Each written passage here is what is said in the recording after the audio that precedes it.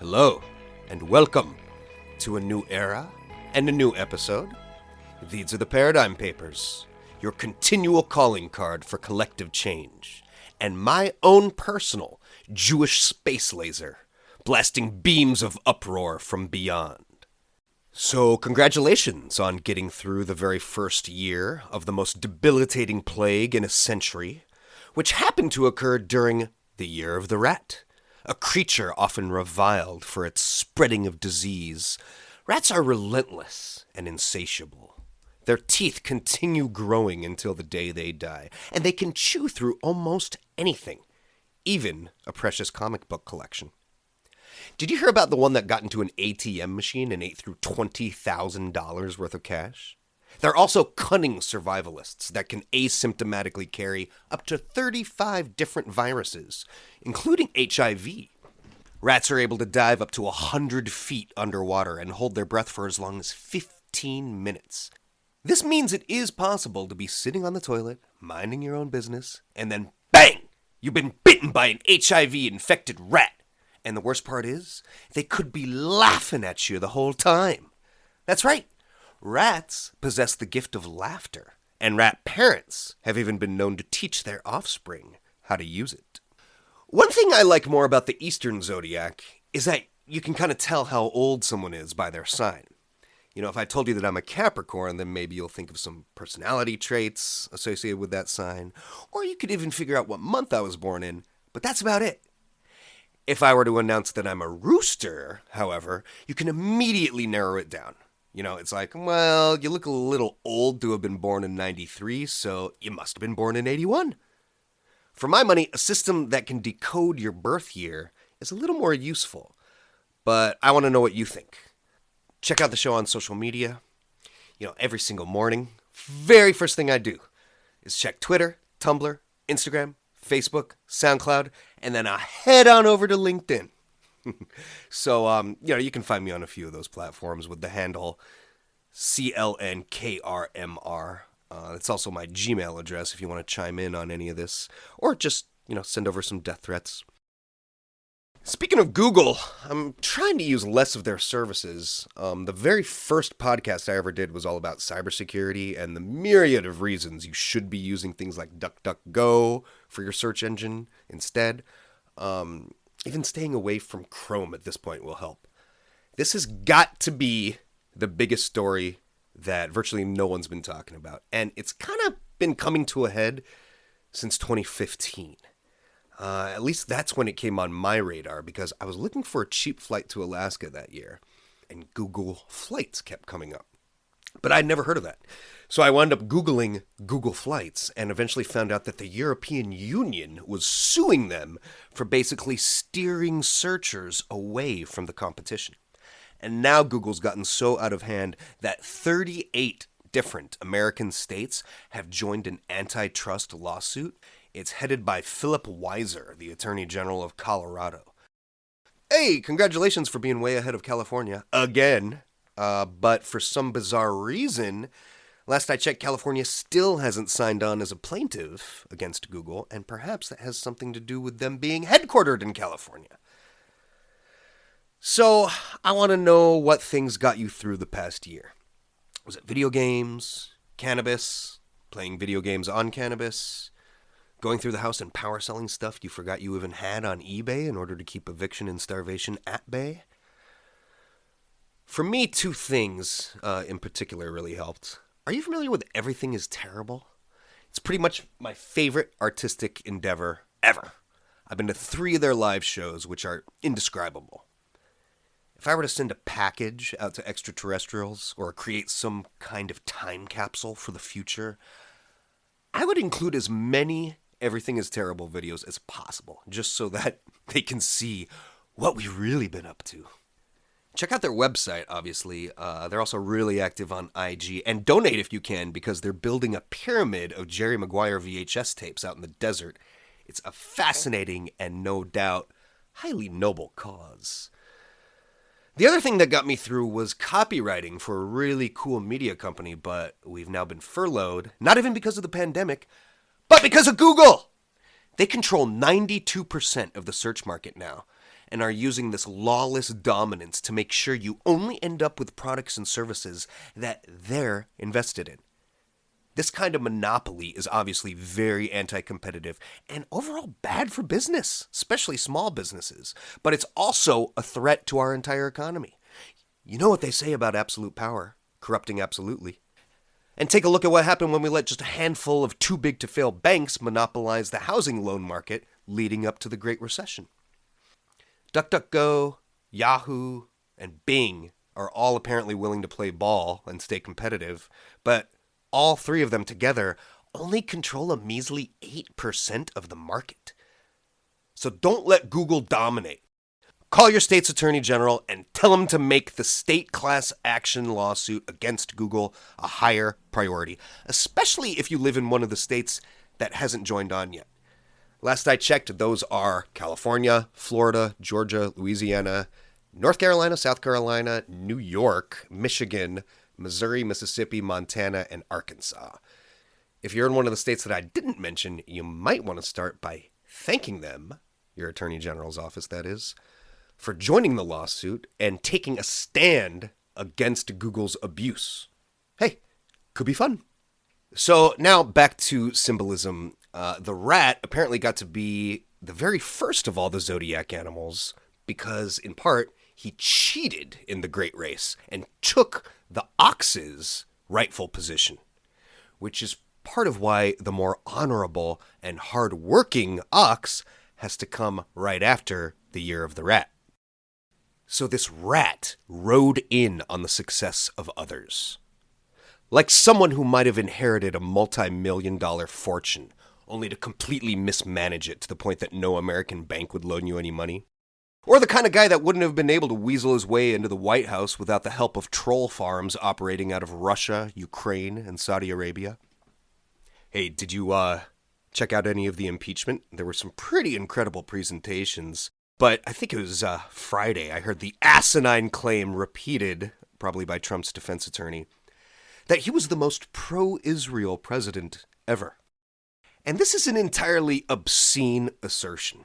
First of all, there was a website way back in 2016, maybe 2015, where you could pick the Jewish journalist of your choice and then have Trump yell, "You're fired," while he throws the journalist into an oven. And when Trump was asked what his message was for his supporters that were using his likeness in this way, he didn't even condemn them. He just said, "There's no message." Then there was the reporter from Ami, the Jewish magazine, who asked Trump what his administration's plan was for dealing with the rise of anti-Semitic attacks. And Trump cut him off midway through asking the question, telling him to sit down, and that the whole question was repulsive, and that this is why we shouldn't believe the media. And Trump, not allowing for any kind of follow-up question, goes on to say about himself that he's the least racist guy any of us have ever seen in our entire lives, completely ignoring the question and doing absolutely nothing about the exponential uptick, over 400%, according to the Southern Poverty Law Center, of bomb threats on Jewish community centers, cemeteries being vandalized with swastikas and other pro-Trump insignia, going so far as to call the goons who almost burned down the second oldest synagogue in all of North America, in Charlottesville, very fine people. He retweeted and also refused to condemn all kinds of neo-Nazi rhetoric, attacked Jon Stewart for changing his name, even though, Drumpf. He removed our troops in Syria and abandoned the Kurds, both very dangerous moves in terms of Israeli stability. On top of that, Come-Over Caligula sold fighter jets to Israel's enemies, relayed secretive Israeli intelligence to the Russians, which was meant for our eyes only, and had his press secretary omit any mention of the Jewish people in his Holocaust Remembrance Day speech. Remember that? And he went on to continue to arm Saudi Arabia even after they murdered an American journalist. Biden has since halted arms sales to the Saudis. And, last I checked, it was actually Obama, not Trump, who received Israel's Presidential Medal of Distinction for his, quote, unique and significant contribution to the strengthening of the state of Israel and the security of its citizens. So yeah, Trump may have pulled off one silly-ass embassy stunt, but if you think the guy is any friend of the Jewish community, you're probably the one suffering from Trump derangement syndrome. And that goes for everyone out there still trying to deny the racism. I mean, I can understand somebody having tunnel vision and just deciding instead to focus on things like tax cuts. But something is definitely up with anyone defending the kind of jerk that would attack a federal judge over his Mexican heritage, even though he was born in Indiana. Or how about taking out a full-page ad calling for the executions of 5 innocent black teens, the Central Park 5? He used all kinds of Asian slurs, even though the majority of U.S. COVID cases came in through Europe, and subsequently 2,120 hate incidents against Asian Americans were reported during the pandemic. 832 reported right here in California. And what about birtherism? How many white presidents did Trump demand hand over their birth certificates? Hell, even the Nixon administration went after Trump for racist housing policies. Nixon! So, who will you miss most from the Trump era? There's Jefferson Beauregard Sessions, who changed the Obama-era immigration policies. I know some people still want to blame Obama for the detention centers, but Sessions, while still Trump's attorney general, proudly admitted to trying to deter more immigration, specifically by making border conditions much harsher, including the family separation policy, something that prior administrations did only in very extreme cases. How about Rick Perry, the idiotic Secretary of Energy that had plutonium transported across the country in an unsecured truck, just waiting to be hijacked by some terrorists, or to crash into a building or something and let that plutonium render all life on the continent uninhabitable for millennia to come? There's Ben Carson, the brain surgeon turned housing secretary who tried to blow 31,000 of our tax dollars on a new dining set for his office. And then when he was caught, you know what he did? He blamed it on his wife. There's Peter Navarro, who accused Antifa and BLM of being bad hombres and a pack of animals that were doing all this looting over the summer. 7 months later, he's caught looting the White House. You got Don Jr., who admitted that his family has depended on Russian financiers for decades. He released a photo of himself posing with his AR-15 just before calling for every able-bodied man and woman to enlist in what he called Trump's Army for Election Security. Now imagine the backfire had that been Sasha or Malia. Next is Melania, who was considerate enough to unveil the official White House tennis pavilion on the day we hit 290,000 coronavirus deaths. She also took off her mask at a children's hospital with signs everywhere pleading with people to keep them on. In addition to doing 10 different modeling jobs before getting legal permission to work in the United States. So to quote her husband, lock her up. Jared Kushner, the brat who tried to set up a back channel to Russia without our military's okay and diverted PPE supplies to enrich himself. Larry Kudlow, that guy with $100,000 a month coke habit that Trump named as chief economic advisor. Then there's the foreclosure king himself and producer of the Lego Batman movie. I'm still waiting for the Lego 50 Shades of Grey movie.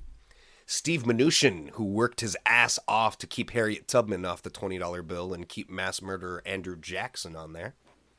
Louis DeJoy, who deserves to jail for trying to undermine the vote-by-mail process when he had dozens of mail organizing machines destroyed. And then he removed mailboxes and drop-off boxes for millions of urban voters. You know, there were areas in places like Houston where the 200 voters registered in the Republican gerrymandered district, they got the same amount of vote-by-mail drop-off locations as the district that had 2 million voters. Yeah, that's really fair. Imagine how many more millions of votes Trump would have lost by had this guy not been our postmaster general. DeJoy also happens to hold stock in every single one of the post office's competitors. FedEx, UPS, DHL, you know the list. That'd be like putting a whiskey distiller in charge of cannabis regulation. William Barr, member of Opus Dei. Remember that from the Da Vinci Code? Now, his father used to publish kiddie porn, and believe it or not, also gave Jeffrey Epstein his very first job with children. So it's kind of interesting that Epstein wound up being in William Barr's custody when he went to federal prison. And I'm sure it's just a normal routine kind of thing to take a high-profile pedophile prisoner like Epstein off of suicide watch and then turn off all the security cameras while both of the security guards just happen to fall asleep at the exact same time and wake up at the exact same time without remembering anything. And we already know the kind of fractures he incurred do not come from self-hanging. You got Steve Bannon, who was arrested on a Chinese billionaire's yacht for scamming Trump's own supporters, and then pardoned by Trump. What a grift. I could obviously go on all day. 3 of Trump's campaign managers have been imprisoned. He ripped off Loeffler and Perdue's campaigns, pocketing 75% of their Senate donations for himself. He was the very first president to break the emoluments clause of the Constitution and brag about monetizing the office of the presidency. Yeah, Bush and Obama played a lot of golf, but they didn't own the golf courses. Trump told Americans to go to church on Easter Sunday, already knowing how bad COVID really was. He sided with Vladimir Putin over our own intelligence agencies. There was the staging of violent attacks on peaceful protesters in Lafayette Square. He couldn't even spell his own wife's name, right, Melanie? Or the word polls, which in and of itself should disqualify him from ever being allowed to run again. And of course there's his half-decade-long flirtation with insurrection, going back to at least the 2016 election when he kept calling it rigged, and that built all the way up to his anti-Antifa intifada on January 6th of this year, where he and Trump Jr. told the defecators and seditionists to go wild and fight like hell. And then he even acted like he was going to go with them, saying, "We're going to march down to the Capitol," before sneaking off to his own private viewing party. That makes Trump not only treasonous, but cowardly. You know, he called Colin Kaepernick a bastard and helped get that guy fired, just for kneeling peacefully. But after the nightmarish attack, when, for the very first time in American history, the Confederate flag was flown inside our Capitol, what does DJT say to his crowd of cop killers? "We love you. You're very special." So now I think we're in for a mellowing period. You might be tempted to take Al Jorgensen's advice and just turn off the news for the next 4 years so you can finally get some sleep. And he's right. There's a sense of relief. We're not checking our phones at 3 a.m. for the kind of absurd media dominance that felt like a never-ending Greek tragedy, complete with rape and murder. I'm still upset about E. Jean Carroll's stained dress only getting an infinitesimal amount of press coverage compared to Monica Lewinsky's. But that's part of the point. When there's too much to even keep up with, a lot of the most important stories are just going to slip through the cracks. And you get so overwhelmed with the freak show that eventually you might just go numb and give up. But now is no time to sit on the sidelines. No! This is the year of the ox, a magnificent and agricultural beast needed to smoothen the soil and repair our terrain. Oxen may be slower than horses, but are stronger, capable of pulling a heavier load, and working for a much longer period of time. Occasionally, the ox appears as a locomotive power. Think of Biden on the Amtrak. It's revered for having tenacity, a calm temperament, and sustained attentiveness. So, like, not tweeting an average of 108 times a day. It's associated with patience, like Biden's 3 presidential campaigns, as well as humility. Joe still has one of the lowest net worths of any member of government, according to the Center for Responsive Politics. And due to the fact that they rarely run off, oxen are known for being very firm and faithful, which might remind you of the rosary from Bo. Anyway, thanks for listening to me rant. Now what I want to do is a guided meditation to help calm and center ourselves for the amazing year ahead. Again, I'm very needy, so if you want to find me on social media, the handle is CLNKRMR, and all of the audio today was produced by Brittany Mac. Check out more of her tunes at brittanymac.com. And stay tuned for our special meditation program.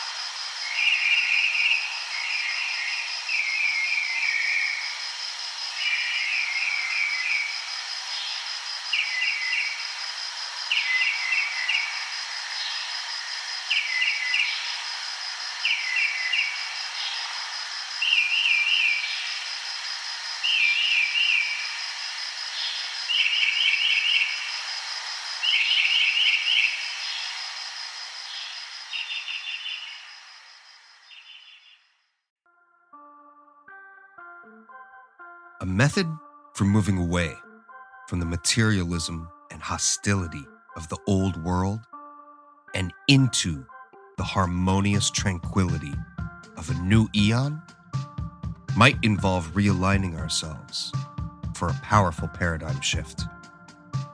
The Earth is passing into a new cosmic cycle, and now is the time for humanity's true liberation. What we're dealing with here is not only your higher self, but the highest self. You don't need to worry about that stuff right now, though. Just relax and know that we have the ability to heal and radiate our surroundings. The atmosphere functions in electromagnetic layers, and since the mind is also an electromagnetic system, it is possible to achieve a symbiosis between the two. Much like the shaman who were able to create rain through dance, or the 7-week meditation in Chile back in 1999, where 140 people went the whole week focusing on charging the atmosphere with plasmic projections. By the end of the week, you could see countless traces of spectacular rainbow effects in the skies. Like the Scandinavian sagas of Odin crossing a rainbow bridge, described as fleeting and unstable, but connecting the earth to the heavens nonetheless. Or the indigenous tribes of Australia, who predict that the southern and northern lights will eventually stretch from pole to pole out over the equator. A rainbow ring. Let's try to visualize it. First, we're going to warm up with some breathing and posture. The way in which we sit helps determine the blood flow in the body, and it can even influence the thoughts we produce and signals we receive. Start with a simple sitting pose with the feet placed squarely on the floor. Your knees kept close together, and your hands should be resting on the knees. Do not cross the feet or clasp the hands together. Sit straight and upright with your chest lifted and shoulders back. Feel the natural curvature of the spine and be careful not to strain any part of the back or neck. Relax and breathe in slowly and deeply. Never shy away from using the full capacity of your lungs. Take slow, soft, quiet breaths through the nose, drawing fresh, clean air deep into your core. Gently exhale and let the oxygen flow through each and every part of your body with a positive charge. Keep your jaw open and relaxed, but don't breathe through your mouth. Remember to never force your lungs or hold your breath. Keep the rhythm fluid and natural. Slow, soft, quiet inhalation.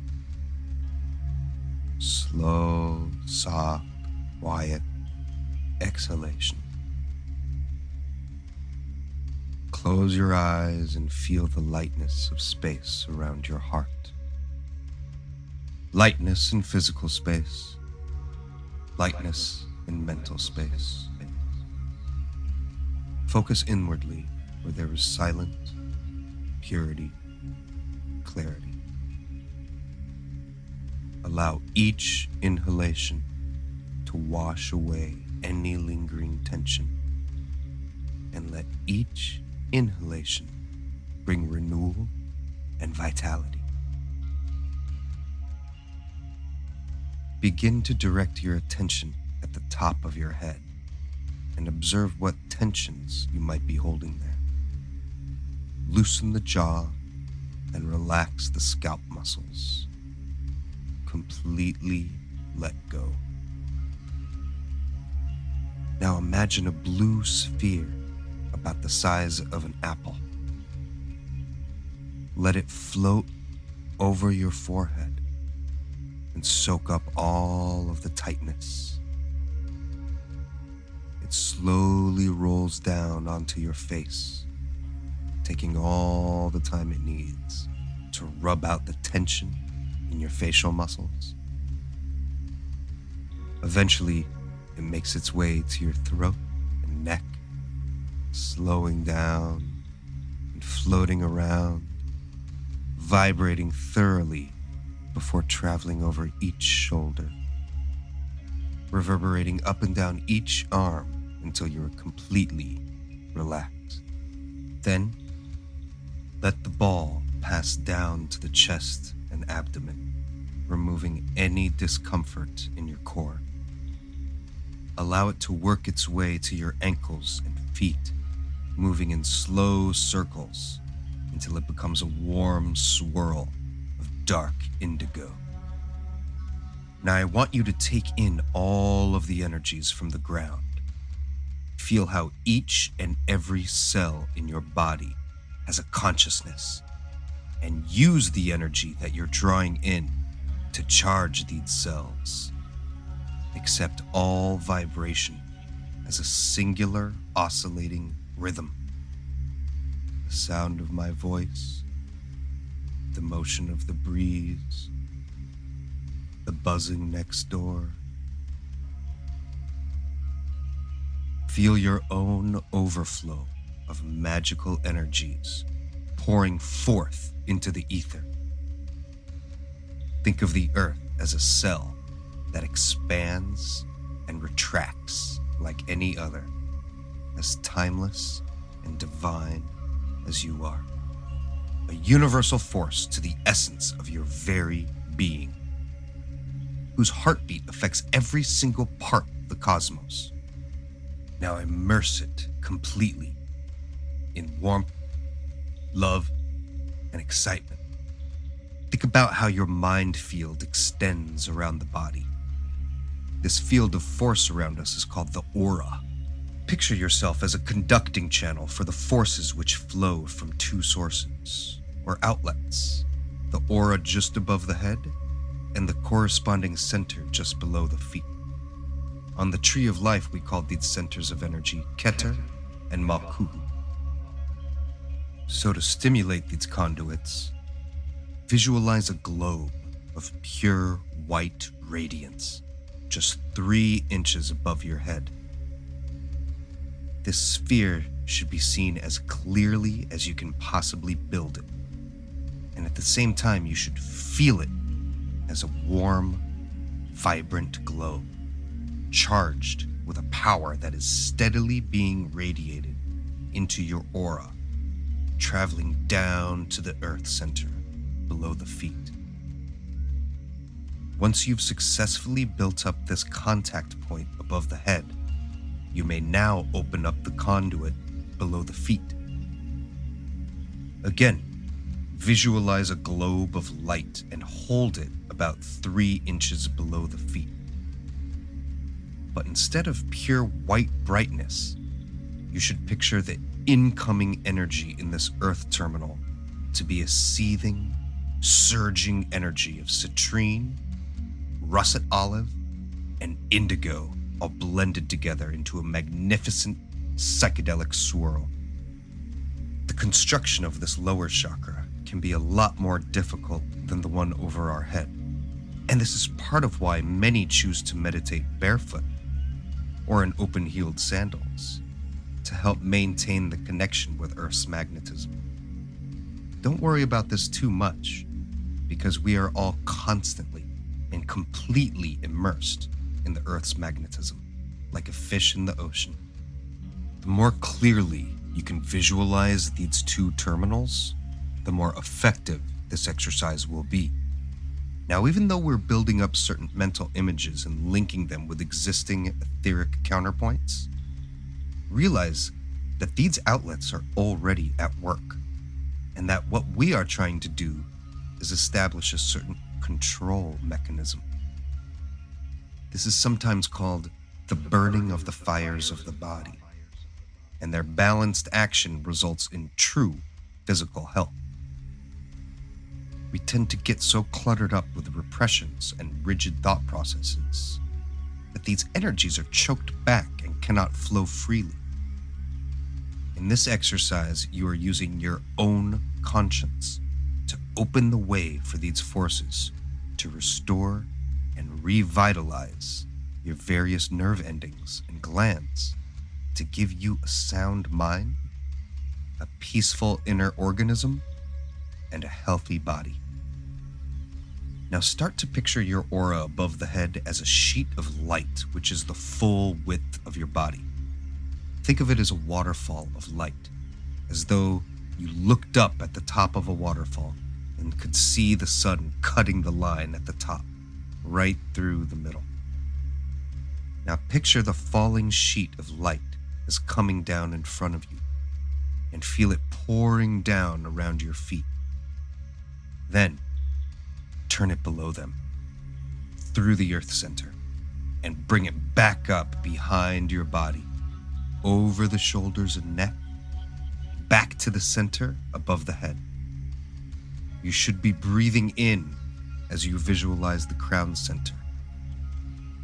Then see the sheet falling in front of you as you exhale. As you again inhale, see the gorgeous watery light rising back up behind you. When it has been drawn back up to the crown center, breathe out and repeat the cycle. Your inner soundtrack during this meditation may consist of words like, "The fullness of being pours through me," or "I am the divine vessel of knowledge." What you're doing with this ongoing waterfall of light is laying a rough channel through which new energy may pour. Think of it as an electrical current that lights up your lamp when you hit the switch. You didn't invent the electric current, neither is it your personal property, but you have prepared a channel for it. Now, it is usually within our own particular aura that we have to work, but as we approach the new eon and continue to transform, I'd like to expand on that.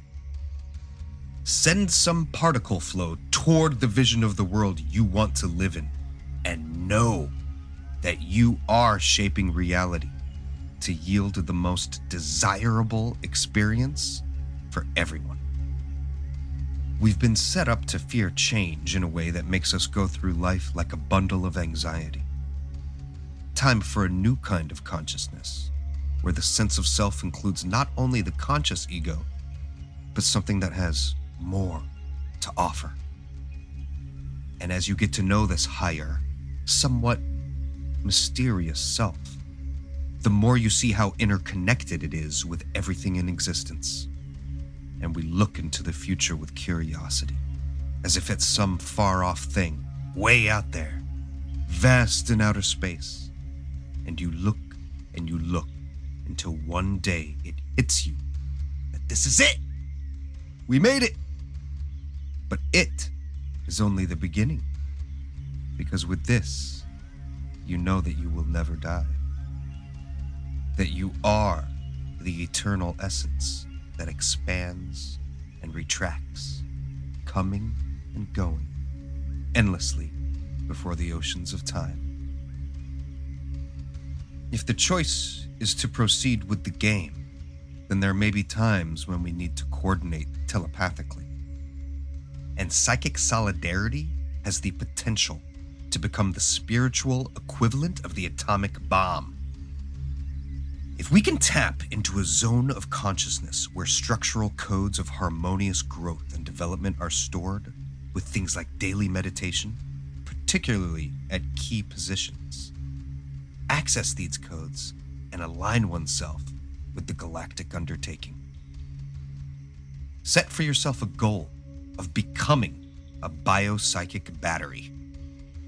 Direct the plasmic energy to come out of both poles and into a stream that unites the rainbow bridges around the Earth. It remains stationary, with one side always pointing toward the sun and one pointing away. Now take a moment to visualize what that would look like and how it would affect the entire psycho-atmospheric field of the Earth. Synchronizing ourselves in time with a common purpose. It'll be permanent. We'll hook up the outer auroras with the advent of the Psychozoic era and the spiritualization of life on Earth. It's a totally healing image, the healing of our hearts and lives. Instant evolution. Practice this visualization anytime and think of the Earth as something within you. As we continue to cultivate mind and spirit, the rainbow bridges will keep building, and the glimpse of a healed humanity will begin to emerge. Not only that, but a possible tourist attraction that seems safe enough for galactic visitors. Like a psychic manifestation of the armistice that was greeted with joy all over the world on the 11th hour of the 11th day of the 11th month.